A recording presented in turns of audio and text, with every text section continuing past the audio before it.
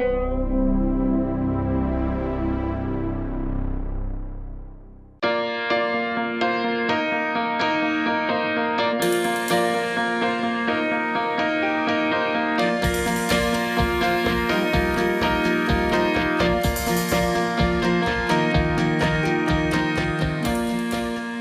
l'innovation qui nourrit la créativité, donc forcément les démarches innovantes m'intéressent.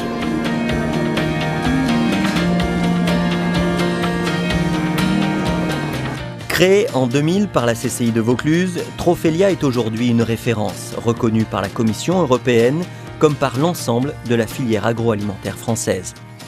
Maintenant, les étudiants mettent ce projet Trophelia sur leur curriculum vitae et ils en parlent lors de leurs entretiens d'embauche et c'est souvent considéré comme un plus pour un recrutement. C'est en participant à en soutenant ce genre d'initiative qu'on construit les générations futures de leaders, dont certains, nous l'espérons, travailleront chez Nestlé.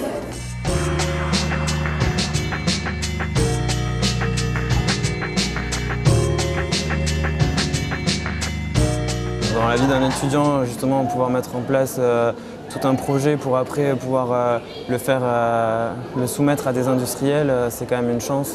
Ça nous a vraiment motivés de pouvoir présenter notre produit devant des professionnels qui certes ont un regard très critique mais qui en même temps ont trouvé des aspects positifs à ce projet, donc c'est toujours valorisant pour un travail étudiant. Je viens à ce concours également pour connaître les tendances, ce que les jeunes ressentent, ce que les jeunes recherchent, comment ils se placent par rapport aux produits. Ce sont eux qui sont quand même l'avant-garde, donc c'est important d'être avec eux et de sentir et de réfléchir en fait avec eux.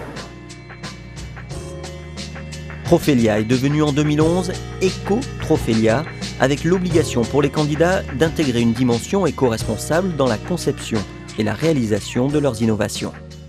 L'industrie agroalimentaire, comme le BTP, qui a un impact environnemental fort, si elle n'intègre pas la dimension développement durable le plus en amont, elle risque de perdre en termes de profitabilité et de viabilité économique.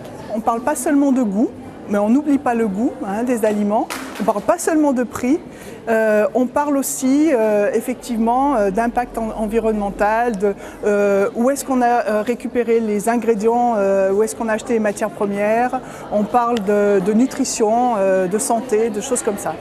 En présentant le produit devant un jury, c'est l'aboutissement pour les étudiants d'un travail considérable, un premier pas dans la réalité du monde du travail. Trophelia, pour moi, déjà, c'est commencer à apprendre mon métier futur, métier d'ingénieur, c'est-à-dire gérer un projet, donc savoir toutes les problématiques, mais aussi gérer les personnes. Et c'est vrai que ça s'apprend pas forcément en cours, mais ça s'apprend un peu sur le tas.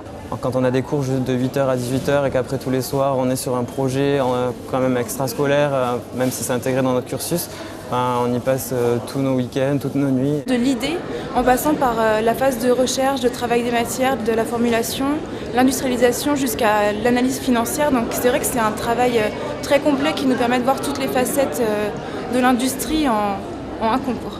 C'est une année de travail intensive, mais c'est passionnant et vous me demandez de refaire, je re-signe tout de suite.